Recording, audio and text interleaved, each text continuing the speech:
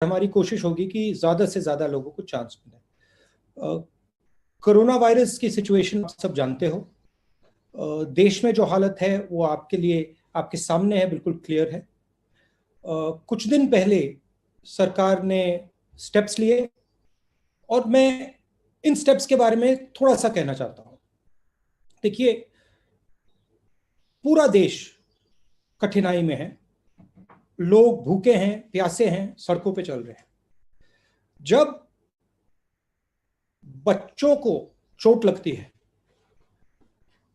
तो मां जो होती है वो बच्चे को कर्ज नहीं देती है। मां जो होती है बच्चे को एकदम मदद करती है। और जो मेरा डिसअपॉइंटमेंट है, और मैं राजनीतिक तौर से नहीं बोल रहा हूं, मैं हिंदुस्तान के हिंदुस्तान के साइड से बोल रहा हूं, जो पैकेज होना चाहिए वो कर्ज का पैकेज नहीं होना चाहिए। वो डायरेक्ट आज जो जरूरत है किसानों के जेब में, मजदूरों के जेब में, जो हमारे माइग्रेंट वर्कर चल रहे हैं उनके जेब में एकदम पैसे डालने की जरूरत है। और मैं आज भी विनती करता हूं, सरकार से विनती करता हूं कि आप कर्ज जरूर दीजिए, मगर भारत माता को अपने बच्चों के लिए साहूकार का काम नहीं करना चाहिए। भारत माता को अपने बच्चों को एकदम पैसा देना चाहिए, क्योंकि आज उनको पैसे की जरूरत है। जो माइग्रेंट सड़क पे चल रहा है उसे कर्ज की जरूरत नहीं है, उसे जेब में पैसे की जरूरत है। जो किसान तड़फ रहा है उसको कर्ज की जरूरत नहीं है, उसे पैसे की जरूरत है। और पैसे की कोई कमी नहीं है। तो ये एक मेरा मेन मैसेज था, राजनीतिक मैसेज नहीं है। क्योंकि मैं ये इसको इसलिए बोल रहा हूं क्योंकि अगर हमने, देखिए, जब मां अपने बेटे को पैसा देती है उसके दो कारण होते हैं। सबसे बड़ा कारण प्यार होता है कि मां बाप अपने बच्चों को प्यार करते हैं। और फिर दूसरा कारण होता है बच्चा माता और पिता का भविष्य भी होता है। ये जो लोग आज तड़प रहे हैं, ये जो लोग आज सड़क पे भूखे प्यासे चल रहे हैं, ये हिंदुस्तान के भविष्य हैं। और ये हमारे भाई हैं, ये हमारी बहनें हैं, ये हमारे माता पिता हैं। इनको हमें पूरा समर्थन करना है, और सिर्फ सरकार को नहीं। मैं आपको, रिपोर्टर्स को धन्यवाद करना चाहता हूं कि आप खड़े हुए और आपने जो हिंदुस्तान में हो रहा है, जो सड़कों पे हो रहा है, हाईवेज पे हो रहा है, वो आपने पूरे देश को दिखाया। तो आपने भी ये अच्छा काम किया। हमारी भी जिम्मेदारी बनती है, ऑपोजिशन की भी जिम्मेदारी बनती है, सरकार की भी जिम्मेदारी बनती है। हम सबको एक साथ काम करना है। मगर मैं विनती करता हूं कि आज जो हमारी जनता है, जो गरीब जनता है, उनको पैसे की जरूरत है। और नरेंद्र मोदी जी को मैं प्यार से बोल रहा हूं कि इस पैकेज को रिकंसिडर करना चाहिए। और इसमें डायरेक्ट ट्रांसफर की जो हमने बात की थी, सीधा का सीधा बैंक अकाउंट में पैसा डालने की जो बात की थी, 200 दिन की नरेगा की जो बात की थी, किसानों को डायरेक्ट पैसा देने की जो बात की थी, उसके बारे में नरेंद्र मोदी जी सोचें। क्योंकि ये जो लोग हैं ये हमारा भविष्य है। इन्हीं लोगों ने हिंदुस्तान को खड़ा किया है। और मैंने सुना है कि पैसे ना देने का कारण रेटिंग्स की बात है। कहा जा रहा है कि अगर हमने आज थोड़ा डेफिसिट बढ़ा दिया तो जो बाहर की एजेंसीज हैं वो हिंदुस्तान की रेटिंग डाउन कर देंगे और हमारा नुकसान होगा। और मैं प्रधानमंत्री जी से प्यार से कहना चाहता हूं कि हमारी जो रेटिंग है वो हिंदुस्तान बनाती है। हमारी जो रेटिंग है उसको हमारे किसान बनाते हैं, मजदूर बनाते हैं, छोटे बिजनेस वाले बनाते हैं, बिग बिजनेस वाले बनाते हैं। आज उनको हमारी जरूरत है, उनको पैसे की जरूरत है। रेटिंग के बारे में आज मत सोचिए, विदेश के बारे में आज मत सोचिए, आज हिंदुस्तान के बारे में सोचिए। और इनको एकदम आप पैसा दीजिए। और फिर देखिए, जैसे ही ये लोग काम करना शुरू करेंगे, रेटिंग बिल्कुल सही हो जाएगी, कोई प्रॉब्लम नहीं आएगी रेटिंग में। हमें हिंदुस्तान के दिल को देखकर डिसीजन लेना है, विदेश को देखकर डिसीजन नहीं लेना है। तो ये मेरा मेन शुरुआत का मैसेज था। अब आप सवाल पूछिए। Thank you sir. मैं सबसे पहले उत्तर प्रदेश से अच्छा, दो चीजें मैं कहना चाहता हूँ, और थोड़ा मैं शायद अंग्रेजी में भी बोल दूं, कुछ जो मेरे साउथ के जो मित्र हैं उनको भी थोड़ा वो भी इसको Yes, sir. कर सकें। Randeep, it's okay, should I speak in English? Absolutely, sir. For our friends from South India, there was a demand, sir. So, India is in a crisis, and everybody is in a crisis. Small businesses are in a crisis. They are future employment. Farmers are in a crisis. Laborers are in crisis. And our people, it is heartbreaking to see our people, millions of our people, walking on the highways with no food, no water. I don't want to make a political statement, but I have a serious reservation about the nature of the package that the government has given. And I would like the government to reconsider. It is good that they have taken this step. It's not a bad step. But the most important thing right now is that we put money directly into the hands of our poor people. When a child has an accident or gets hurt, the mother or the father do not give him a bank loan. They do not give him credit. A mother is ready to give whatever food she has to her son or her daughter. And that is the spirit that the government of India should employ. The government of India should not worry about what the foreigners are going to say, what the agencies are going to say. The government of India should have faith in our small and medium businesses, should have faith in our people, in our farmers, faith in the people who are walking on the streets, and immediately give them money in their pocket without a single thought. And there is a reason for this. Because if we do not support our small businesses now, if we do not support our farmers now, if we do not support our migrants now, our economy will not start.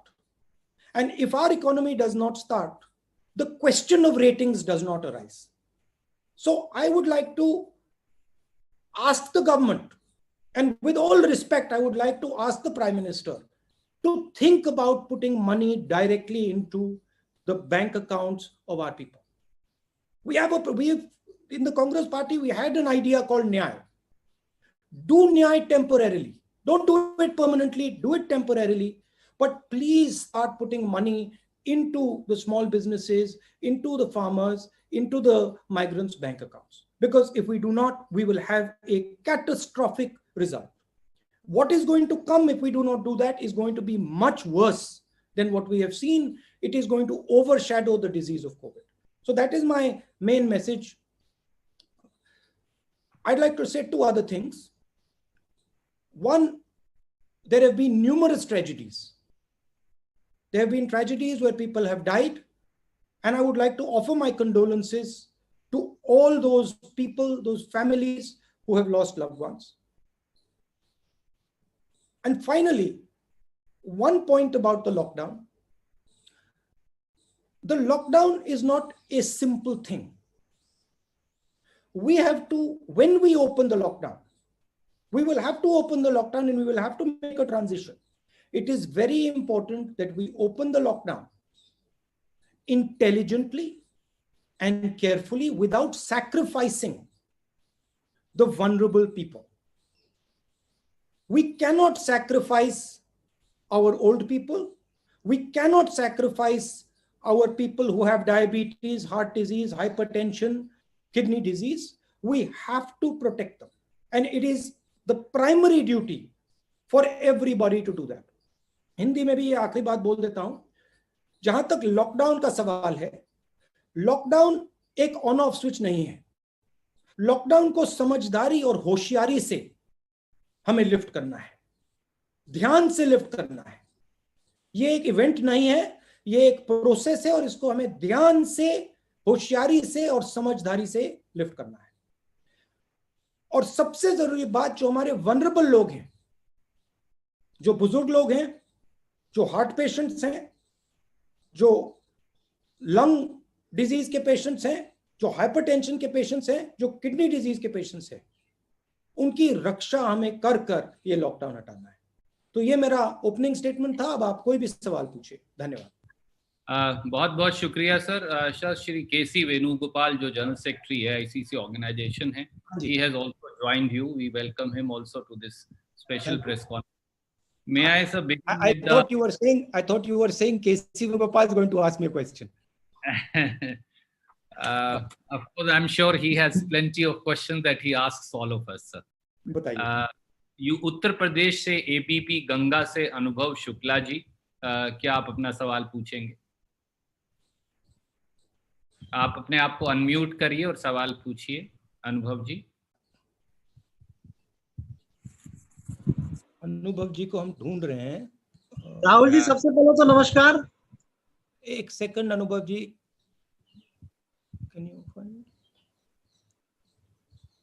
Rahul ji, आवाज जा रही है मेरी आप तक? गुलाबी रंग का पर्दा है इनके पीछे, हमें चेहरा नहीं दिख रहा है। रेड पर्दा है, गुलाबी पर्दा। हाँ, गुलाबी पर्दा है और क्रीम कलर का शर्ट पहना है इन्होंने। हाँ, मिल गए। हाँ, थैंक यू। राहुल जी नमस्कार। सबसे पहले तो कैसे हैं आप? ठीक है। जो बात आपने कही, सबसे पहले सवाल वही है कि जिस तरीके से जब अर्थव्यवस्था गोता लगाने लगी, तब केंद्र सरकार ने 20 लाख करोड़ के पैकेज का ऐलान किया। 3 फेजेस में ये पैकेज जो है वो दिए भी जा चुके हैं, लेकिन तमाम सारे जो इंडस्ट्रियलिस्ट हैं उनको समझ में नहीं आ रहा है। उनका ये कहना है कि अगर ये लोन देने की बजाय जो पिछला लोन था उसको माफ करते तो ये शायद ज्यादा बेहतर होता, क्योंकि लोन दे रहे इंडस्ट्री चलेगी, जब डिमांड नहीं होगी तो सप्लाई कहाँ करेंगे। एक सबसे बड़ी वजह वो है, और आपने वो बात कही भी। दूसरा, क्या आपको लगता है कि ये ज्यादा बेहतर होता कि 20 लाख करोड़ को राज्यों को दे देते और वो अपनी सुविधा के अनुसार से जिसको जितनी जरूरत होती उतना पैसा वो देते खुद? देखिए, आपने जो डिमांड की बात बोली वो बिल्कुल सही बात है। ये जो कोरोना का प्रॉब्लम है, ये अजीब सा प्रॉब्लम है, क्योंकि इसमें दोनों साइड पे प्रॉब्लम आ रही है। नॉर्मली इकोनॉमिक्स में डिमांड का प्रॉब्लम होता है या सप्लाई का प्रॉब्लम होता है, इसमें डिमांड और सप्लाई दोनों बंद पड़े हैं। तो इसमें आपको, सरकार को दोनों डिमांड और सप्लाई को एक साथ स्टार्ट करना है। इस पैकेज में कर्ज की बात की है, मगर इस कर्ज से जो आपने बात बोली, डिमांड शुरू नहीं होने वाला है, क्योंकि जब तक लोगों के जेब में पैसा नहीं होगा वो चीजें नहीं खरीद सकते हैं। तो मैंने शुरुआत में बोला कि इस पैकेज को रिकंसिडर करना चाहिए नरेंद्र मोदी जी को, और उसमें एक डिमांड फायर करने का एक सेक्शन डालना चाहिए। उसमें न्याय जैसी योजना हो, आप उसको दूसरा नाम दे दीजिए, मगर डिमांड को स्टार्ट करने के लिए, डिमांड को फायर करने के लिए उसमें पैसा देने की जरूरत है। और अगर हमने पैसा नहीं दिया और डिमांड नहीं चालू हुआ तो बहुत बड़ा आर्थिक नुकसान होगा, बहुत बड़ा नुकसान देश को होने जा रहा है। राज्यों को मैंने कहा कि कोरोना से ज्यादा नुकसान जो आर्थिक नुकसान होगा वो होगा। नहीं, राज्यों को अगर पैसा देते तो ज्यादा बेहतर नहीं होता? नहीं, देखिए, नहीं, डिलीवरी आप कैसे भी करिए, पैसा जनता के जेब में आना चाहिए, क्योंकि जब जनता के जेब में जाएगा तो ही डिमांड क्रिएट होगा। वो मोदी जी के ऊपर है, मोदी जी के ऊपर है कैसे पहुंचाना है। अगर वो स्टेट गवर्नमेंट्स को यूज करना चाहते हैं वो भी कर सकते हैं, अगर वो नेशनल गवर्नमेंट डायरेक्ट करना चाहते हैं वो भी कर सकते हैं, मगर मेरा कहना है कि बहुत जरूरी है कि गरीब लोगों के जेब में डायरेक्ट पैसा जाए। धन्यवाद राहुल जी, धन्यवाद। Thank you. क्या मैं सब दोस्तों को ये रिक्वेस्ट कर सकता हूँ कि एक राउंड में कृपया एक सवाल पूछें, दूसरे राउंड में हम कोशिश करेंगे। अब मैं सीधा देश के दूसरे कोने में केरल जाता हूं और एशिया नेट से Prashant ji is here from Asianet. Prashant ji, will you please ask your question? Prashant ji from Asianet in Kerala. Can you just yeah, okay. Yeah, can you see me, Mr. Gandhi? Yes, we can. No. He also Hello, has Mr. a pink Gandhi. wall. Thank you for this interaction. Prashant, yes, I see you. How are you? Yeah, fine. Actually, the package announced by the center, that is mainly loan based, and they are saying that this is to increase the infrastructure in a long-term basis. Also, they are coming up with structural reforms. So, do you think that these measures will help? Because immediate cash transfer is what you ask, but do you think long-term measures like infrastructure development is also needed? As I am from Kerala, though Mr. Randeep Surjewala said that only one question can be asked. Can I also know about your opinion about the Kerala model of tackling this coronavirus, especially the situation in Wayanad? Because your party is also at loggerheads with the government there. As I'm a member of Parliament from Kerala, I will answer your Kerala question as a special request.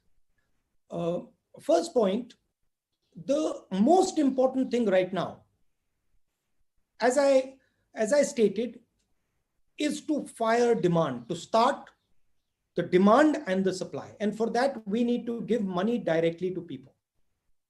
Absolutely, infrastructure is key.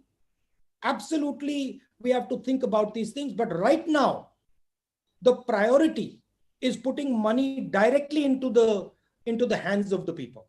It's like when you want to start an engine, you have to put fuel into the carburetor. If you do not put fuel into the carburetor, you turn the key, nothing will happen. My worry is that when the engine starts, there will be no fuel in the carburetor, it will not start. Then we will have a very serious problem. Going to your Kerala question, look, Kerala has a history of success in healthcare and education. And this is something that has been going on for many years. It is there. It has been the case during UDF and during LDF. And I think it is credit to the people of Kerala that they put an effort and value these fundamental things. So I would call this success against coronavirus a success of every single person in Kerala. And I think it is a tremendous success of all Keralites, and it is an example for others. Thank you, sir. Thank you, Prashant ji. May I now go to the another side of the country, to Gujarat. Ronak Patel ji is here from ABP Asmita. Hi, Rahul. थोड़ा रौनक पटेल जी, थोड़ा background आपका कैसा है? मेरा yellow है. Yellow है. Ronak ji has interviewed. He is right next to Vaishali on the screen. Rahul ji मिले आपको? नहीं, रौनक Patel. He is on screen number 2. या मिल गए. राहुल, मेरा सवाल ये था कि पिछले कुछ दिनों से जो भी वारदातें हो रही है, दुखद घटनाएं हो रही है, अभी खास करके जो मजदूर है, माइग्रेंट लेबर से, चाहे गुजरात से हो या अलग अलग स्टेट से, उनके साथ दुर्घटना भी होती है, ऐसे दृश्य भी आते हैं जो आपको झंझोड़ते हैं. आप क्या मानते हैं इस स्थिति के लिए जिम्मेदार कौन है? उससे जुड़ा मेरा सवाल है कि आपको लग रहा है कि अलग अलग जो स्टेट है उनके बीच में कहीं ना कहीं कोऑर्डिनेशन की कमी है, चाहे गुजरात से मध्य प्रदेश हो, गुजरात से राजस्थान हो, गुजरात से महाराष्ट्र हो, महाराष्ट्र से और स्टेट हो, और क्या इस मुद्दे पर कांग्रेस ने कभी सरकार से सलाह मशवरा किया? देखिए, ये गलती देने का टाइम नहीं है, ये फिंगर पॉइंटिंग का टाइम नहीं है. आज हिंदुस्तान के सामने बड़ा प्रॉब्लम है और इस प्रॉब्लम को हमें रिजॉल्व करना. ये छोटा प्रॉब्लम नहीं है, ये बड़ा प्रॉब्लम है. जो लेबर की बात है, ये बहुत चैलेंजिंग प्रॉब्लम है. तो मैं फिंगर पॉइंटिंग नहीं करना चाहता हूं. मैं बस ये कहना चाहता हूं कि ये जो लोग सड़कों पे चल रहे हैं, इनकी मदद हम सबको करनी है। सिचुएशन ये है कि बीजेपी सरकार में है और उनके हाथ में सबसे बड़े औजार है, तो उनको उनकी ज्यादा जिम्मेदारी बनती है। हम ऑपोजिशन में, हमारा भी काम है, हमारा संगठन है, हमारा भी काम है, और जॉइंटली एक काम सबको करना पड़ेगा। स्टेट्स की कोऑर्डिनेशन में कोई कमी रह सकती है, मगर उसको रिजॉल्व करना है। हम ये नहीं कह सकते कि हाँ भैया मध्य प्रदेश और इसके बीच में कोऑर्डिनेशन की कमी है, वो बात छोड़िए, रेजोल्यूशन की बात करते हैं, आगे बढ़ते हैं। और जो आंधी आने वाली है, क्योंकि आने वाली है, वो जो चैलेंज है उसको हम एक साथ मिलकर कन्फ्रंट करें। Thank you, Ronak ji. May I now go to another part of the country, to Assam. From Parag News, Pranoy Bordoloi ji, please come in. Yeah, hello. Can you hear me? Yes, I can Yes. hear Hi. Yeah, good afternoon, Najib ji. Rahul ji. My question is same thing. The migrant issue is a big issue in India, and Assam is also no exception. So lakhs of people from Assam, they are stranded in different parts of the India. So what do you think? Whether the government of Assam as well as the government of India is doing appropriate step? They are doing properly to evacuate the people from those places to their home states. As I already mentioned, it is a very challenging job. There might be discrepancies, but I don't want to raise or finger point about the discrepancies. This is not the time or the place. Whenever something like this happens, it is easy to point fingers. I don't want to do that. But our people are in pain. They are struggling. Millions of people are walking towards their homes. And it is our duty as the opposition, it is the duty of the government of India and all of us to protect them, to help them. And so I think the spirit should be one of trying to do as much as we can to make their life easier. And I think it is fundamental that we give direct money to them. It is very important that we get at their most difficult time in their life. They are not going to have a more difficult time than this. It is important that we are holding their hand and that they understand and that they believe that India is holding their hand and India is not going to let them down. And I commend my friends in the media for showing the tragedy that is unfolding, because if you had not shown the tragedy that is unfolding, we would not be able to build the type of pressure that we are building. Thank you, sir. May I now come back to Rajasthan, and Yogesh Sharma ji from First India, kindly ask your question. Yogesh Sharma ji, First India. Yogesh ji, आपका राहुल जी आवाज आ रही है? आपका camera Rahul ji आवाज आ रही है? Yogesh Sharma ji, okay जी जी। राहुल जी, बड़ा अहम सवाल है और सबसे पहले तो आपका बहुत बहुत आभार कि आपने हम सबसे बात की। राहुल जी, सबसे जरूरी सवाल, आपने 12 फरवरी को ट्वीट किया था और 12 फरवरी को आपने ट्वीट कर केंद्र की सरकार को आगाह कर दिया था, इस भयानक आपदा को लेकर ट्वीट कर दिया था, बता दिया था और ये बता दिया था कि ये संकट हर राज्य में फैलेगा। क्या मानते हैं आप बड़ी चूक हुई? और उसके बाद आज जब पूरा देश में हजारों लाखों प्रवासी किसी न किसी राज्य में पैदल चल रहे हैं, किसी न किसी राज्य में पैदल चलते हुए इनकी मौत भी हो रही है, बच्चे, बूढ़े, छोटे बच्चे, और ऐसी भयावह हालात पैदा हुए, तो क्या लगता है केंद्र और राज्य दोनों सरकारें वो अपना विश्वास उन्होंने प्रवासियों के मन में खो दिया? और ये तमाम जो हालात है उसको लेकर क्या कांग्रेस पार्टी का कोई एक्शन प्लान है आपकी नजर में?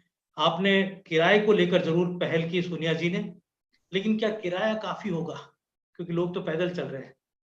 जी नहीं, हमारे स्टेट्स में हम पूरी तरह सपोर्ट देने की कोशिश कर रहे हैं। हमारे स्टेट्स में हम डायरेक्टली पैसा दे रहे हैं, छत्तीसगढ़ सरकार डायरेक्टली पैसा दे रही है। हम मनरेगा पे फोकस कर रहे हैं, मनरेगा को हम डबल करने की कोशिश कर रहे हैं। तो हमारी स्ट्रैटेजी है। जहां तक अर्ली वार्निंग की बात है, सच है कि मैंने ये बात फरवरी में उठाई, मगर देखिए, अब ये कहना उसका कोई मतलब नहीं है। अब किसने उठाई, कब उठाई, क्यों उठाई, वो अलग बात है, हो गया वो। ये जो तूफान है ये अभी आया नहीं है। ये आप मत सोचिए कि तूफान आ गया है। तूफान अभी सामने आ रहा है, और वो तूफान आर्थिक तूफान है, और उससे बहुत सारे लोगों को चोट लगने वाली है। तो फिंगर पॉइंटिंग नहीं करनी, मगर जो ऑपोजिशन का काम है, मैं आपसे क्यों बात कर रहा हूं? क्योंकि मैं सरकार पे दबाव डालना चाहता हूं। मैं सरकार को कहना चाहता हूं, देखिए तूफान आ रहा है, आर्थिक बहुत जबरदस्त आर्थिक डैमेज होने वाला है, और आप डायरेक्टली पैसा डालिए, लोगों के जेब में पैसा डालिए, डिमांड क्रिएट करिए। तो मैं दबाव डालने के लिए कर रहा हूं, और मैं जानता हूं कि अगर हम थोड़ा दबाव डालें और अच्छी तरह से समझाएं तो सरकार सुन भी सकती है। और मुझे लगता है, मुझे भरोसा है कि अगर सरकार के लोग विपक्ष की बात अच्छी तरह सुने, क्योंकि उसमें थोड़ी सच्चाई है, अगर अच्छी तरह सुने वो तो हमारी बात मान लेंगे। इसलिए मैं दबाव डाल रहा हूं थोड़ा। ऑपोजिशन का काम यही है। बहुत बहुत शुक्रिया सर। शुक्रिया योगेश जी। मैं अब बिहार में टीवी 18 बिहार झारखंड दिवाकर जी हैं, कृपया वो आएंगे। दिवाकर जी अपना सवाल पूछिए। नमस्कार दिवाकर जी। राहुल जी, आपने माइग्रेंट लेबर्स की बड़ी समस्या आपने, भैया थोड़ा जोर से बोलेंगे प्लीज। हाँ राहुल जी, आपने माइग्रेंट लेबर्स का जिक्र किया। प्रवासी मजदूर जो कोरोना का संकट काल है सबसे ज्यादा प्रभावित हुआ है, और आपने कहा कि लॉन्ग टर्म सॉल्यूशन ढूंढने की जरूरत है। अब वक्त आ गया है कि लॉन्ग टर्म सॉल्यूशन होना चाहिए। मेरा सवाल है कि आप प्रधानमंत्री होते अगर, तो आप 3 कौन से बड़े कदम उठाते जिससे फौरी तौर पर राहत होती और लॉन्ग टर्म सॉल्यूशन ढूंढा जाता?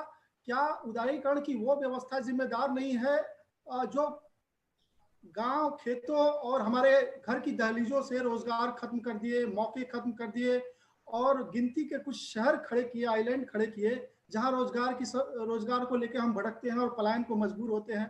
और देश का पूर्वी हिस्सा खास तौर पे बड़ी तादाद में प्रवासी मजदूर आते हैं, चाहे बिहार हो, यूपी हो, झारखंड हो, पश्चिम बंगाल हो, उड़ीसा हो, यहाँ रोजगार क्रिएट होते। तो क्या उदारीकरण की वो व्यवस्था जिम्मेदार नहीं है, और वो सरकारें जो आगे ले जा रही थी वो व्यवस्था, उस व्यवस्था को वो जिम्मेदार नहीं है? आप विवाद तरीके से अपनी बात रखते रहे। मैं प्रधानमंत्री नहीं हूं, तो ये आपका हाइपोथेटिकल क्वेश्चन है, तो मैं आपका हाइपोथेटिकल क्वेश्चन तो का जवाब नहीं दूंगा। मगर मैं ऑपोजिशन लीडर हूं, तो मैं आपको बता सकता हूं कि मुझे शॉर्ट टर्म में, मीडियम टर्म में, लॉन्ग टर्म में मेरी क्या सोच है। शॉर्ट टर्म में डिमांड को आप फायर कीजिए। शॉर्ट टर्म में आप जो छोटे और मीडियम बिजनेस वाले हैं जो हिंदुस्तान को रोजगार देते हैं उनकी आप रक्षा कीजिए, और जो आर्थिक तूफान आने वाला है उसके लिए आप प्रिपरेशन शुरू कर दीजिए। मेडिकल साइड से जो हमारे बुजुर्ग लोग हैं, जो हाई रिस्क लोग हैं, उनको आप प्रोटेक्ट कीजिए। ये हुई बात शॉर्ट टर्म की। मीडियम टर्म की बात जो है, ये जो स्मॉल एंड मीडियम बिजनेसेस हैं इनको आप सपोर्ट कीजिए, पूरे देश में सपोर्ट कीजिए। और in small and medium businesses जो 40% रोजगार हिंदुस्तान को दिलवाते हैं, इनको आप फाइनेंशियल सपोर्ट देके इनको आप बड़ा कीजिए, और बिहार जैसे प्रदेशों में ही रोजगार तैयार कीजिए। तो ये ब्रॉडली मैंने आपको बताया। कभी आप मुझसे गहराई में बात करना चाहते हैं तो मैं आपसे गहराई में बात कर सकता हूं इनके बारे में, बट ब्रॉडली जब कोई घर छोड़ के जाता है तो रोजगार के लिए जाता है, भविष्य के लिए जाता है, अपना भविष्य बनाने के लिए जाता है। तो रोजगार की हमारी एक क्लियर कट नेशनल स्ट्रेटेजी होनी चाहिए। Thank you, sir. May I now go to Tamil Nadu? And my friend from Tamil Nadu will pardon my pronunciation, for I'm from Haryana. I think the name is pronounced as Karthi Gai Selvan from Puttiya Talaimurai TV. Karthi ji, where is Karthi ji? Please ask your question. Please unmute yourself. Karti, please unmute yourself. You're still muted. Karti, Unmute yourself. Can you tell us what your room looks like, or can you give us some indication, because we can't see? It's a white background, sir. He's worn maroon shirt. Yeah. Yes. Can you hear me, sir? Yes, please. Good morning, Rahul sir.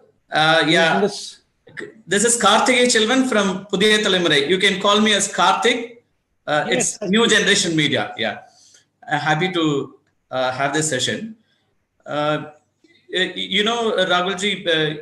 the center has been claiming that the schemes announced for 20 lakh crore is to rebuild India using the crisis as an opportunity. Don't you see like that?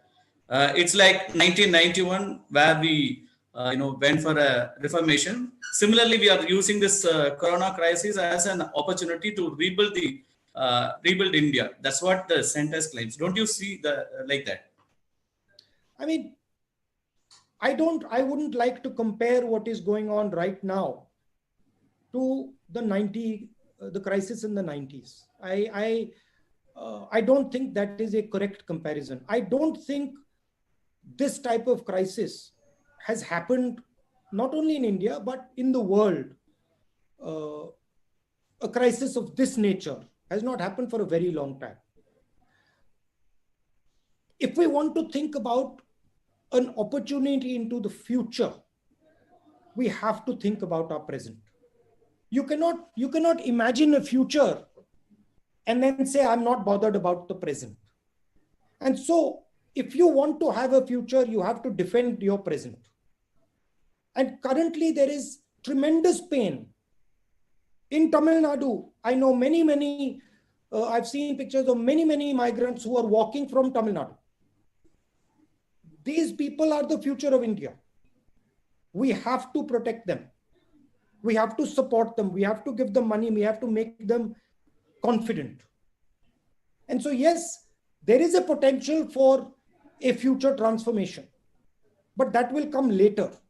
But right now, today, we have to think about what is going to happen to all our old people.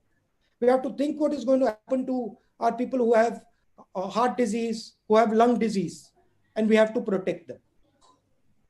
Okay. Thank you. Thank you. Thank you, sir. May I now request Mukesh Rajput ji from Khabre Abhi Tak, Haryana and Himachal to ask his question. Mukesh Rajput ji. Mukesh Rajput ji, you have to unmute yourself. जी शुक्रिया सुरजेवाला जी। राहुल जी नमस्कार।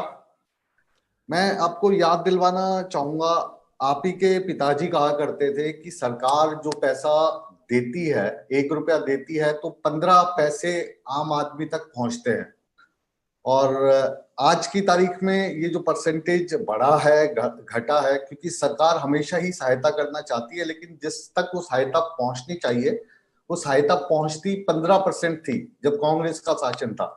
आज कितना पहुंचती है, एक तो मैं ये जानना चाहूंगा। और जिस तरीके से ये जो कोरोना वायरस की महामारी पूरी दुनिया में फैली है, तो उस वक्त जब लॉकडाउन का फैसला लिया गया, क्या वो सही फैसला था, या फिर आज जिस तरीके से जो चौथा चरण इसका आने वाला है और उसमें तमाम जो चीजें हैं उनको खोलने के प्रयास किए जा रहे हैं, क्योंकि अर्थव्यवस्था के लिए जरूरी है। तो आपकी दृष्टि में अर्थव्यवस्था जरूरी है, लोगों का सही सलामत रहना जरूरी है, किस तरीके से आप इन सब चीजों को देखते हैं? ये जो आप एक चॉइस दिखा रहे हैं जी, कह रहे हैं कि या अर्थव्यवस्था को प्रोटेक्ट किया जाए या हेल्थ को देखा जाए, ये एक फॉल्स चॉइस है। ऐसी कोई चॉइस नहीं है। हिंदुस्तान काफी इंटेलिजेंट देश है।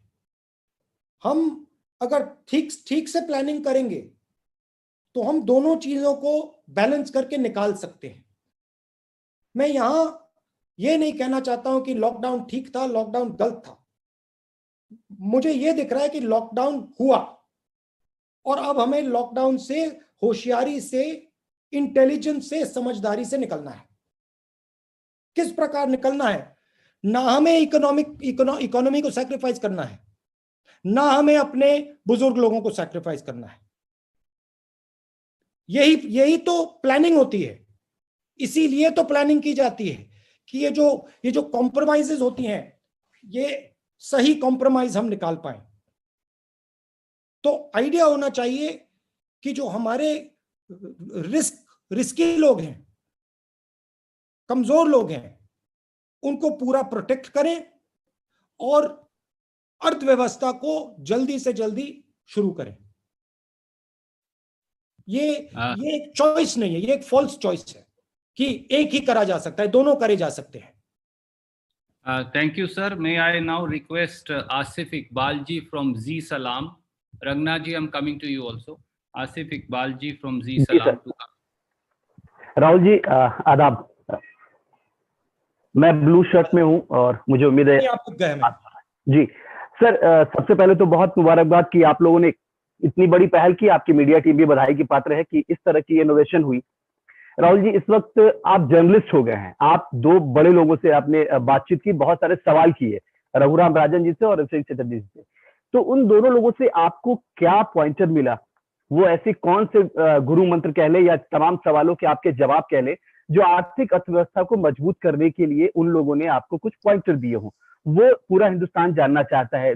और उसी में छोटा सवाल और कि क्या आपको लगता है, क्योंकि आपने बहुत ही अच्छी बात कही कि मैं इस वक्त कोई सवाल जवाब नहीं करना चाहता, सरकार पे कोई आरोप नहीं लगाना चाहता, मैं बस आगे की मुझे चिंता है, क्योंकि आप बार बार ये बात कह रहे हैं कि आगे तूफान आने वाला है। वो कौन सा ऐसा तूफान होगा जिसके जवाब के लिए आपको जो सजेशन है जो आप केंद्र सरकार को देना चाहते हैं? क्योंकि आपने कहा कि मैं दबाव बनाना चाहता सरकार पे कि सरकार हमारी तमाम सवालों को गंभीरता समझे और जाने और उसका इलाज ढूंढे। तो प्लीज। देखिए, आपका पहला सवाल क्या था? सॉरी सर, दोनों लोगों से आप मुलाकात की, आपने सवाल किए, रघुराम राजन जी और अभिषेक। देखिए, मैं जर्नलिस्ट नहीं बन रहा हूं, तो आपको मतलब घबराना नहीं चाहिए, मैं आपका रोल नहीं अपना रहा हूं। मैं अपने काम में मेरे बहुत सारे लोगों से बातचीतें होती हैं, कॉन्वर्सेशंस होते हैं, और वो बंद ऑफिस में होते हैं, बंद कमरों में होते हैं, मगर कभी कभी वो जो कॉन्वर्सेशंस होते हैं काफी इंटरेस्टिंग होते हैं, काफी गहरे होते हैं, काफी इंटरेस्टिंग होते हैं। तो मैंने सोचा कि क्यों नहीं मेरे जो कॉन्वर्सेशंस होते हैं, जो मेरी जो बातचीत होती है, एक झलक मैं बाहर भी दिखा दूं। क्यों ये सिर्फ मेरे ऑफिस के अंदर या बंद कमरे में रहे, क्यों नहीं मैं थोड़ी एक झलक बाहर दिखा दूं? तो आइडिया ये था। और आपने शब्द प्रयोग किया बड़े आदमी। देखिए, मेरे मुताबिक बड़ा कोई नहीं होता है, ज्ञान सबके पास होता है, समझ सबके पास होती है। तो जरूर हमने रघुराम राजन जी से बात की, जरूर हमने नोबेल लॉरिएट से बात की, मगर हम आम जनता से भी बात करते हैं, हम किसानों से भी बात करते हैं, हम मजदूरों से भी बात करते हैं। तो ये भी कॉन्वर्सेशन जो होते हैं, ये भी हम आपको दिखाएंगे, घबराइए मत। मैं सिर्फ जो बंद कमरे में मुझे सुनाई दे रहा है, मैं बाहर जनता को एक झलक दिखाना चाहता हूं। तो ये रही पहला सवाल। दूसरा सवाल क्या था? आप म्यूट हो गए हैं सर। सर, ये कि आपने कहा कि मैं सरकार पे दबाव डालना चाहता हूं, मैं बताना चाहता हूं कि सरकार हमारे तमाम सवालों के जवाब दे। तो वो ऐसे कौन से बड़े सवाल हैं या सजेशन हैं जो आपको लगता है कि सरकार को इस वक्त देना बेहद जरूरी है? वो मैंने 2-3 बार बोला, और मैं प्यार से दबाव डालना चाहता हूं।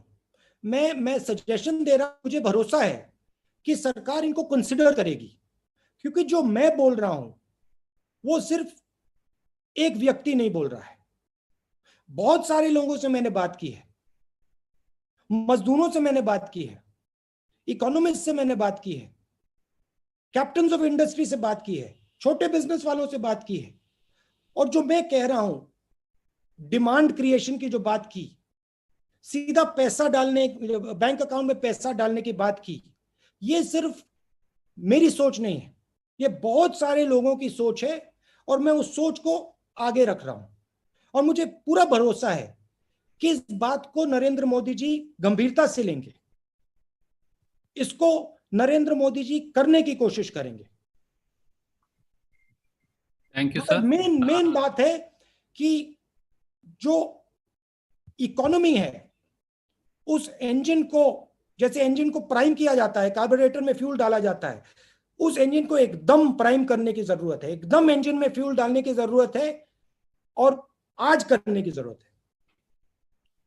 Thank you sir. May I now go to Karnataka, to TV9, our friend Ranganath Bhardwaj ji. Ranganath ji is right here. Can you please ask you first unmute yourself, sir? Ranganath ji, you are not unmuted. सुन रहे राहुल जी, नमस्कार। नमस्कार। Blue background, black shirt. Found you. Can I have some water, please? Yeah. तो मैं कर्नाटक से बात कर रहा है। कर्नाटक का आपको पता ही है, आपका माताजी बल्लारी में जीत गया था एंड इंदिरा गांधी जी को टर्न दिया है चिक्कमगलूर, वो कर्नाटक का। पहला बात यह है, मैंने कोरोना के बारे में, सेंट्रल के बारे में एंड आर्थिक स्थितिगति के बारे में मैंने बात नहीं करना चाहता है, क्योंकि आपका व्यूज जो है आपने शेयर किया है हमारे साथ। मैं सिर्फ राहुल जी के बारे में, स्टेट कांग्रेस के बारे में एंड ओवरऑल कांग्रेस का स्थितिगति के बारे में मैंने बात करना चाहता है। मुझे सिर्फ 3 मिनट दीजिए, 3 minute. Randeep ji, 3 minute without disturbance.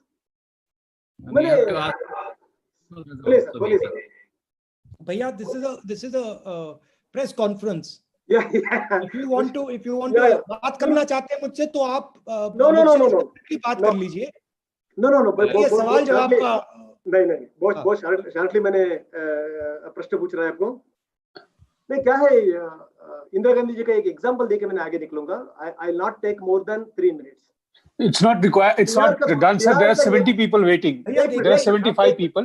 I don't want to interrupt you. There are many people. We are trying to. Yes, sir. Very shortly, sir. Give me 2 minutes. Ask your question briefly. Please ask the question. Indira Gandhi ji को एक बिहार का एक village ने turn दे दिया, number 1।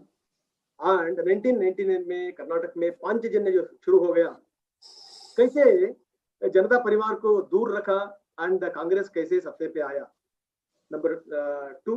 Number 3, 2013 में Bengaluru to Ballari का जो पदयात्रा हुआ सिद्धरामैया एंड डीके का, वो कैसे रिजल्ट दे दिया। मैंने ये एग्जांपल क्यों दे रहा है राहुल जी, लोग का बीच में जो रहते हैं आप लोग, तब रियली आप लोग हीरो बन जाता है। मेरा प्रश्न ये है, आपके साथ बहुत बड़ा पार्टी है, पार्टी का लेगेसी है, इतना बहुत बड़ा मात्रा में कार्यकर्ता है, आप थोड़ा ज्यादा गट्स दिखाना है, मेरा सिंसियर रिक्वेस्ट है। क्योंकि मैंने एक एग्जांपल दे दूंगा, कर्नाटक का एक एग्जांपल देके मैंने आगे निकलूंगा। डीके शिव कुमार को आपने डीके शिव कुमार को आपने केपीसीसी का अध्यक्ष बना। देखिए, कर्नाटक कांग्रेस में एक एंतो आ गया है, उन्होंने एक चैलेंज किया था लाइव में मुझे, हम विलेज जा रहा है, विलेज का लोग के पास हमने जो वेजिटेबल्स है वो हमने खरीद कर रहा है एंड सब हमारा एमएलए को बोला है।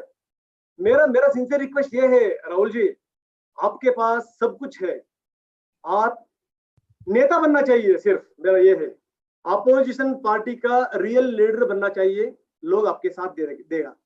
Thank you. क्यों आप नहीं कर पाए? Thank you very much. Thank you for your kind suggestions. May I now go to Madhya Pradesh, Bansal TV, Sharad ji, to go ahead and ask his question.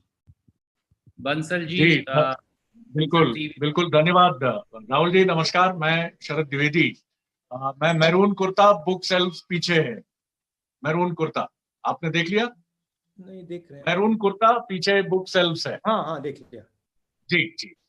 मैं आपसे जानना चाहता हूं, जब लाखों की संख्या में श्रमिक इस समय लौट रहे हैं अपने अपने गांव को, अपने अपने नेटिव प्लेसेस को, ऐसे मनरेगा जो यूपीए के समय शुरू हुआ था और एक बड़ा रिवोल्यूशनरी स्कीम माना गया था खेतीहर मजदूरों के लिए, श्रमिकों के लिए।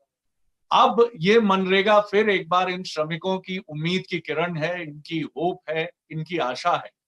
क्या और इसको स्ट्रांग बनाने के लिए और मजबूत बनाने के लिए मनरेगा और इफेक्टिव हो, इसके लिए क्या सोचते हैं आप?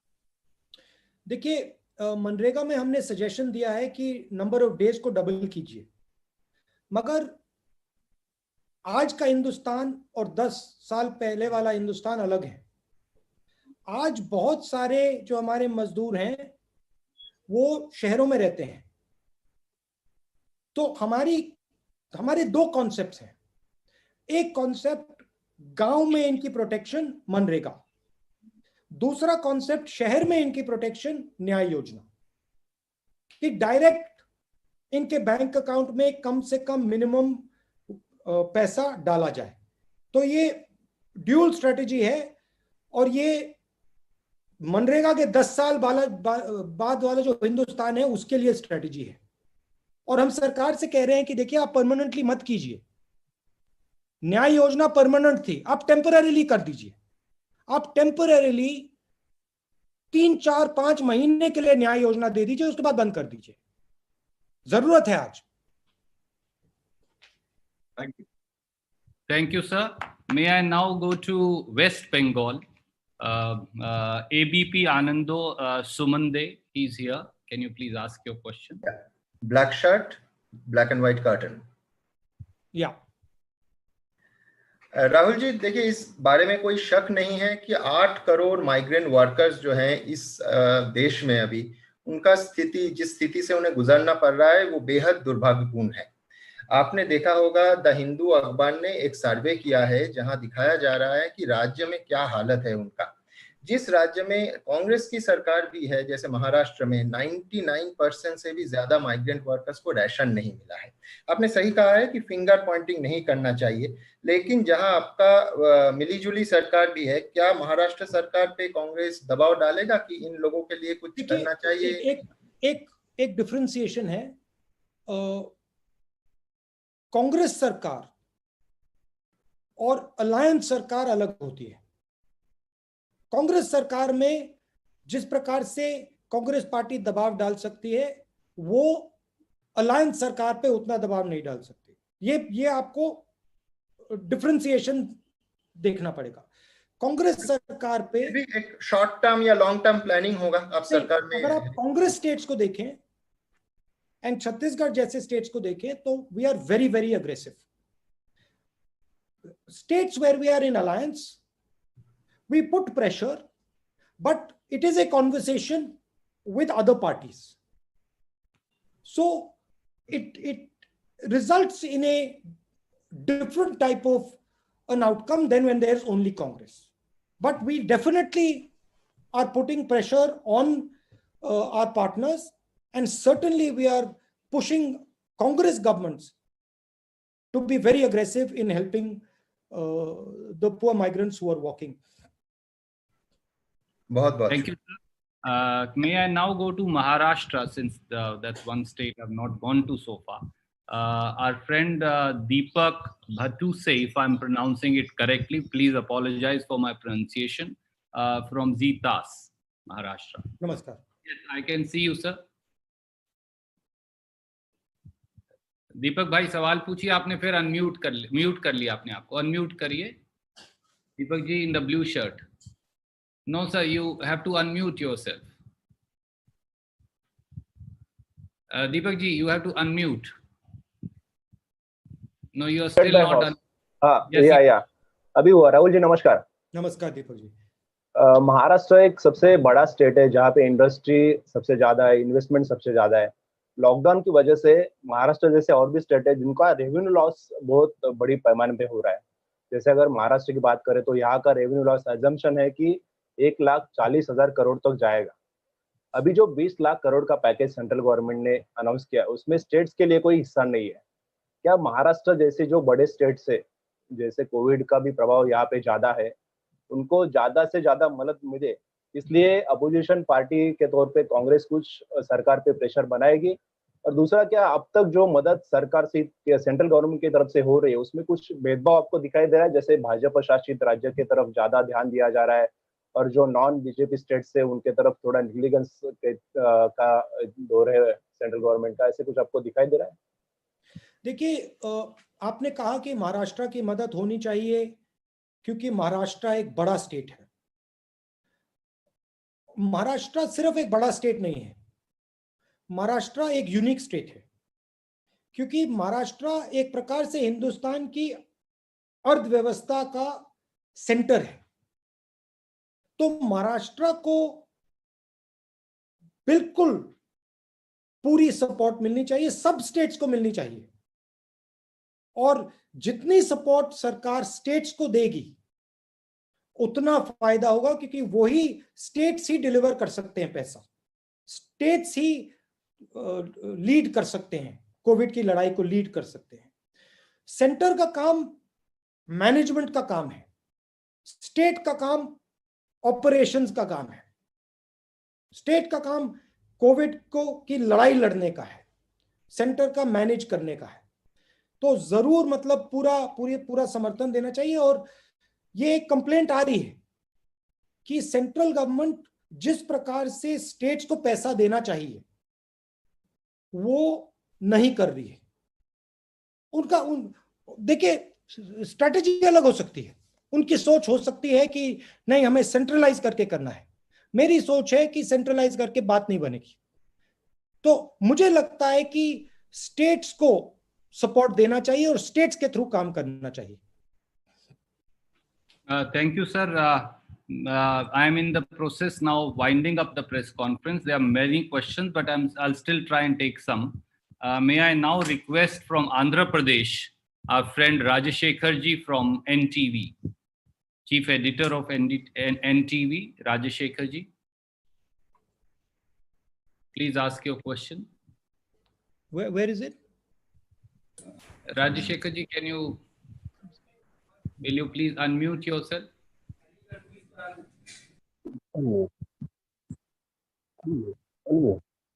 Okay, before I then, since he's next to come in, can I in the meanwhile go to Mr. Balwant Takshak of Punjab Kesari, Delhi, Punjab, Haryana. Shri Balwant Takshak, please. Balwant ji please अपने आप को unmute करिए। राहुल जी नमस्कार। राहुल जी नमस्कार। नमस्कार। एक second, background में पर्दे हैं। पर्दे तो बहुत सारों के पीछे हैं, तो बताइए। हाँ ओके जी, रेड मेरा हाथ ऊपर उठा रखा है मैंने। दिख गए, आप दिख गए राहुल जी। हाँ जी, आरटीआई में एक खुलासा हुआ है। हाँ, आरटीआई में एक खुलासा हुआ है कि विदेशों से आने वाले अधिकांश यात्रियों को मार्च महीने में स्क्रीनिंग से छूट दी गई थी। क्या आपको लगता है कि ये गंभीर चूक थी जिसकी वजह से हम 2 महीने से लॉकडाउन झेलने को मजबूर है और देश की अर्थव्यवस्था तहस नहस हुई है? इसके साथ ही प्रधानमंत्री ने जो 20 लाख करोड़ का पैकेज घोषित किया है, इससे लोगों के चेहरे पर तसल्ली और संतोष दिखाई देना चाहिए था, लेकिन बेचैनी और पीड़ा ज्यादा है। क्या वजह है इसकी? इसकी वजह यह है कि ये क्रेडिट पैकेज है, इसमें पैसा नहीं है, पैसा डायरेक्टली नहीं दिया जा रहा है। और पूरा हिंदुस्तान जानता है कि आज इस इमरजेंसी में, इस मुश्किल में पैसा डायरेक्ट जाना चाहिए, बैंक अकाउंट में जाना चाहिए, किसान के हाथ में जाना चाहिए, मजदूरों के हाथ में जाना चाहिए, स्मॉल मीडियम बिजनेसेस के हाथ में जाना चाहिए, और वो नहीं हुआ है। और इसीलिए ये बातचीत आज हम कर रहे हैं कि मैं चाहता हूं कि सरकार इसको रिकंसिडर करे, क्योंकि इससे नुकसान होने वाला है। जहां तक फिंगर पॉइंटिंग बात है, किसने क्या किया, वो मैं नहीं करना चाहता। वो आप मुझसे 3, 4, 5 महीने बाद पूछना। Thank you, sir. Ranjita ji from the ETV Urdu and the entire ETV network, please come in. Ranjita Jha ji. Ranjita ji, first unmute yourself, please.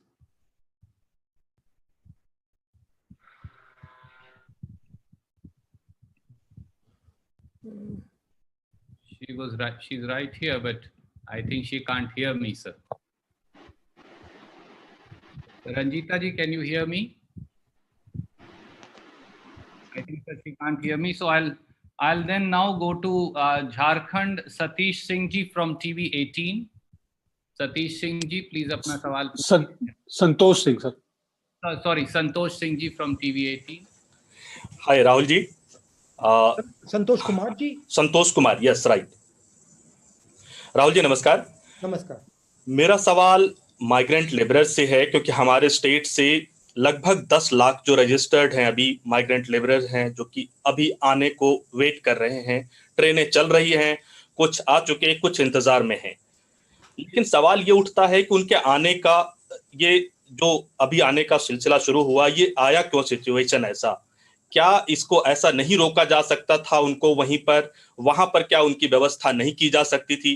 क्योंकि उन सब के रहने के लिए वहां जगह थी, उनके पास स्टोव थे, उनके पास खाना बनाने के लिए सब कुछ था. क्या ये जो राशन की व्यवस्था अभी यहाँ सरकार कर रही है, वो वहीं अगर हो जाती तो शायद अभी, क्योंकि झारखंड बहुत ही गरीब स्टेट है, आर्थिक हालत अगर देखें तो यहाँ पर हेल्थ फैसिलिटीज उतने नहीं हैं. अब हमारे लिए बड़ी चुनौती जो है वो अब इनके स्वास्थ्य को लेकर है कि अगर यहाँ कोरोना गांवों तक फैला तो हमारे पास कैसे हम इन्हें बचाएंगे. पहला सवाल तो ये है. दूसरा, आप कह रहे हैं कि डीबीटी, हमारे सरकार ने यहाँ जितने भी लेबरर्स हैं उनके फैमिली को 2000 रुपए ट्रांसफर पर मंथ करने की बात कही है और की भी जा रही है. तो ये जो सिलसिला है ये कब तक अभी चलेगा? आपका क्या नजरिया है जो डीबीटी की बात कर रहे हैं? आप कितने डीबीटी की बात कर रहे हैं और कितने समय के लिए कर रहे हैं?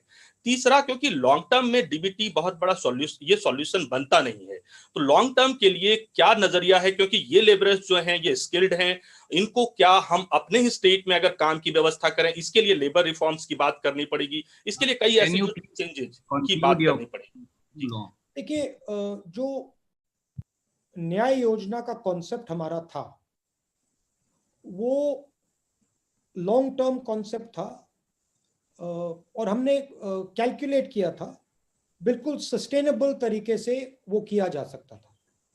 मगर कोरोना के समय हमने सरकार को एडवाइस किया कि आप टेम्परेरीली 3-4-5 महीने के लिए न्याय योजना जैसा प्रोग्राम 50% लोगों को, सबसे गरीब लोगों को आप डायरेक्ट पैसा दीजिए.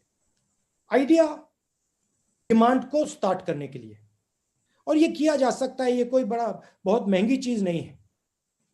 ये 65-70 हजार करोड़ में ये काम किया जा सकता है, हमने कैलकुलेट किया है.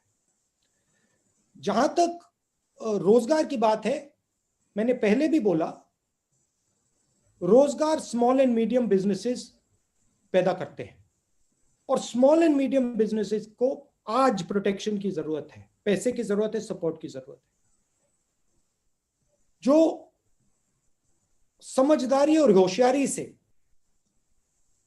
जो भी हम स्टेप लें, चाहे वो लॉकडाउन लगाने का स्टेप हो, चाहे वो लॉकडाउन हटाने का स्टेप हो, ये एक इवेंट नहीं है, ये बहुत कॉम्प्लिकेटेड प्रोसेस है और हमें इन चीजों को समझदारी और होशियारी से सोच समझ के करना चाहिए. और मैं आगे की बात कर रहा हूं, अभी ये बात खत्म नहीं हुई है. देखिए, अभी लॉकडाउन को खोलने की बात हो रही है. अगर हमने बिना सोचे समझे लॉकडाउन को खोल दिया, नुकसान होगा.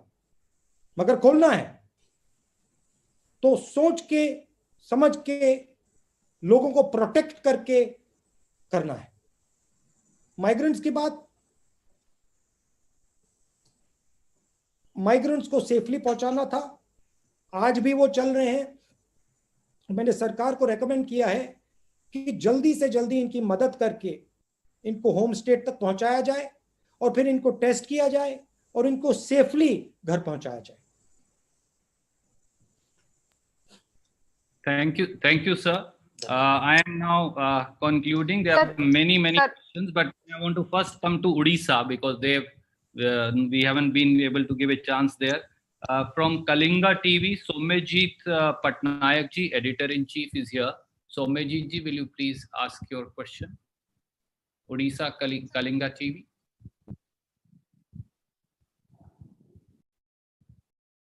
Somajit ji. Can you tell us your background? What is the background? Can you just describe a little bit? मौका है.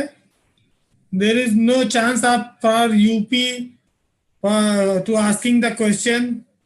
Yes, sir, we are going to come. There will be a chance, sir. I'm just trying to go at least once to every state. Can you please? Sir मेरा phone disconnect हो गया था. मैं अपना सवाल पूछना चाहती हूँ. जी मेरा भी सवाल रहता है. मैं तब से काफी देर से कोशिश कर रही हूँ. Ranjita has come back, Randeep sir, if you want, because Somajit is. Randeep जी मेरा भी एक क्वेश्चन है, प्लीज आप मेरा भी ले लीजिए. राहुल जी मैं रंजीता हूँ न्यूज़ 18 से और मेरा एक सवाल है. और हमारा चैनल का चैनल है, हम चाहेंगे उनको चांस मिले.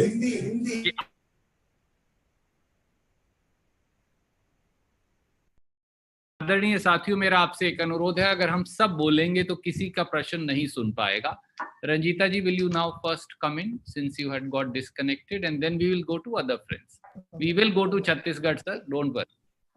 जी राहुल जी, मेरा सवाल है आपसे कि आपने जितने भी वीडियो कॉन्फ्रेंसिंग के जरिए प्रेस कॉन्फ्रेंस किया है, हमेशा अपने श्रमिक मजदूरों की समस्याओं को रखा. आपने हमेशा कहा कि मजदूरों को लेकर सरकार को एक प्लान बनाना चाहिए.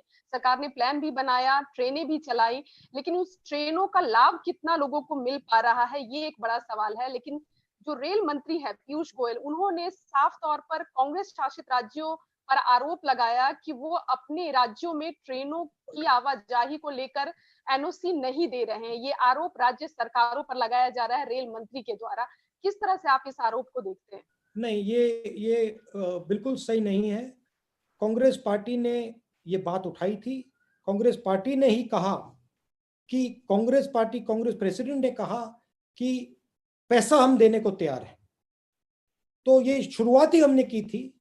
मगर मैं कोई फिंगर पॉइंटिंग नहीं करना चाहता हूं. मैं सिर्फ ये कहना चाहता हूं कि जो आज मजदूर सड़कों पे हैं, उनको जल्दी से जल्दी सरकार घर पहुंचाए.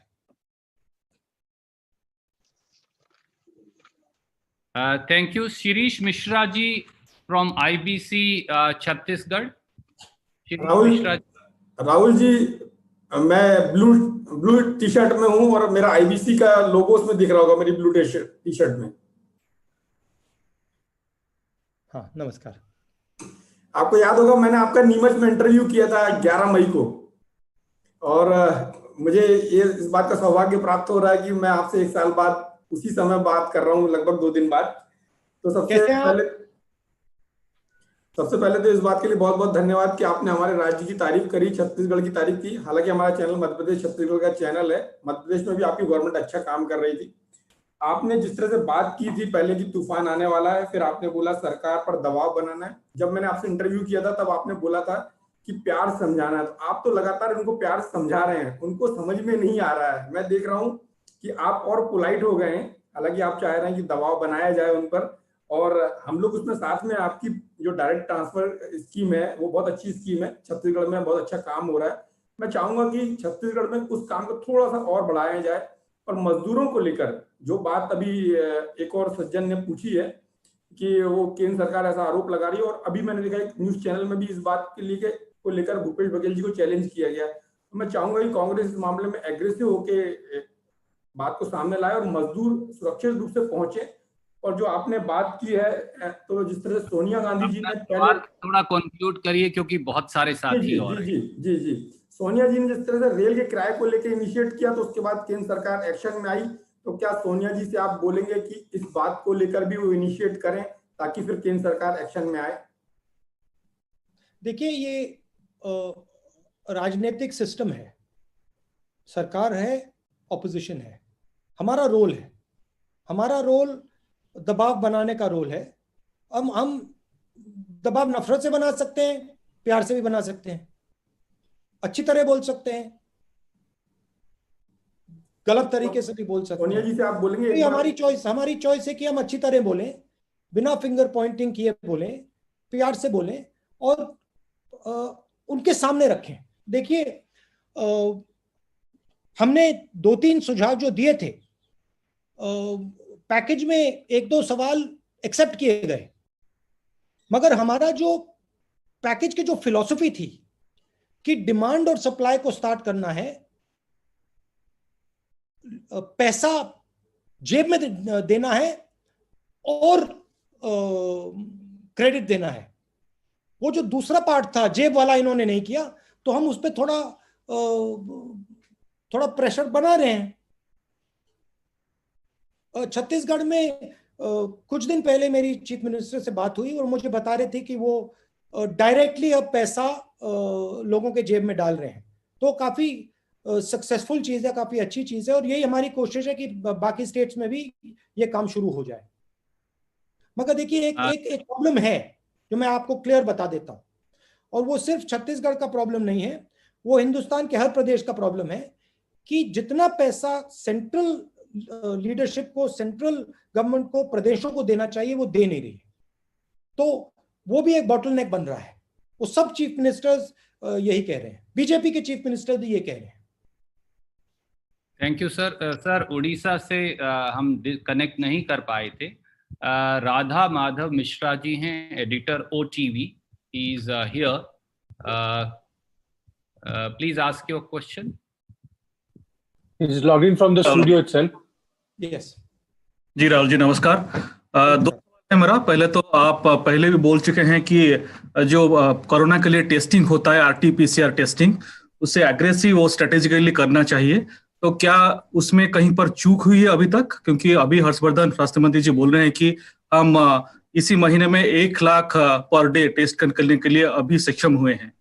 तो दूसरा सवाल है कि जैसे कि प्रधानमंत्री जी ने बोला है कि लोकल के लिए वोकल बने, तो स्वदेशी प्रोडक्ट के लिए क्या ये सही मौका है? क्योंकि सारे जो माइग्रेंट लेबरर्स हैं अभी गांव लौट रहे हैं, तो जो लोकल प्रोडक्ट्स है, स्वदेशी है, खादी है, उसके लिए एक बढ़िया मौका है, ये एक सही बात है, उसे बढ़ावा देना चाहिए। नहीं, वो लोकल वोकल ये सब बात ठीक है, मगर अभी जेब में पैसे की जरूरत है। तो लोकल वोकल जब ही होगा जब उसके पेट में भोजन होगा। तो इसलिए जल्दी से जल्दी उसको सपोर्ट देनी है। कोरोना के बाद, जैसे पहले किसी ने कहा कि कोरोना के बाद हम अपॉर्चुनिटी निकाल सकते हैं, मगर आज हमें कोरोना से लड़ना है। दूसरा मेरा सवाल था टेस्टिंग को लेकर, क्या एग्रेसिव टेस्टिंग में कहीं पर We will take your second question in the finger Poynting की बात हो जाएगी। टेस्टिंग ठीक नहीं हुई। अब देखिए जो हुआ, अब हमें आगे देखना है। 2-3 प्रॉब्लम्स हैं।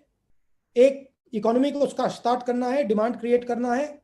दूसरा, जो हमारे लेबरर्स हैं, जो मजदूर वापस घर जा रहे हैं, उनको कंफर्ट देनी है, कॉन्फिडेंस देनी है, उनको भरोसा देना है कि वो वापस शहर आ सकते हैं, बिना डरे आ सकते हैं। तो ये 2-3 बड़ी चीजें करनी है। टेस्टिंग की बात आप मुझसे 3-4 महीने बाद पूछिए, मैं आपको पूरा बता दूंगा। Thank you sir. मैं 1.25 घंटा से ज्यादा हो गया है और लगभग 23-24 प्रश्न हो चुके हैं। हमने बाकी के सब सवाल आपने जो आप भेजते जा रहे हैं मैं नोट करता जा रहा हूं। जो सेकेंड इंटरेक्शन राहुल जी करेंगे, मैं ये प्रयास करूंगा कि वो सारे सवाल जो इस बार नहीं हम ले पाए उन सारे चैनल्स और साथियों से वो भी हम लें। with permission of Rahul ji, I will say now that if we can conclude, we have about 200 more questions. Sir. Can I, Randeep ji, can I just say 2 things? Yes, sir. So, आप लोगों को थोड़ी comfort मिल जाए। देखिए, हम national media का press conference करते थे और एक्चुअली 2 मीडियाज हैं, एक नेशनल मीडिया है, एक रीजनल मीडिया है। हमारी कोशिश रहेगी कि हम दोनों के साथ बात करें। तो नेशनल मीडिया का प्रेस कॉन्फ्रेंस होगा और रीजनल मीडिया का भी प्रेस कॉन्फ्रेंस होगा, और ये पहला प्रेस कॉन्फ्रेंस है, मगर आप भरोसा करिए ये आखिरी प्रेस कॉन्फ्रेंस रीजनल मीडिया का नहीं होगा। ये रेगुलरली हम आपके साथ बातचीत करेंगे, और जो लोग आज सवाल नहीं पूछ पाए वो कल जरूर सवाल पूछ सकेंगे। और रणदीप जी, जिन्होंने आज पूछा उनको आप लाइन में पीछे कर दीजिए, और जो नहीं पूछ पाए उनको आप लाइन में आगे कर दीजिए। और फिर से कंक्लूड करने के लिए मैं आप सबसे कहना चाहता हूं कि आप सबका बहुत बहुत धन्यवाद, और जो आपने रोल प्ले किया है, जो आपने रिस्क लिया है, जो आपने लेबरर्स की बात उठाई है, सड़कों पे आप उतरे हैं, इसके लिए आपको बहुत बहुत धन्यवाद। पूरा हिंदुस्तान आपको धन्यवाद करता है। नमस्कार।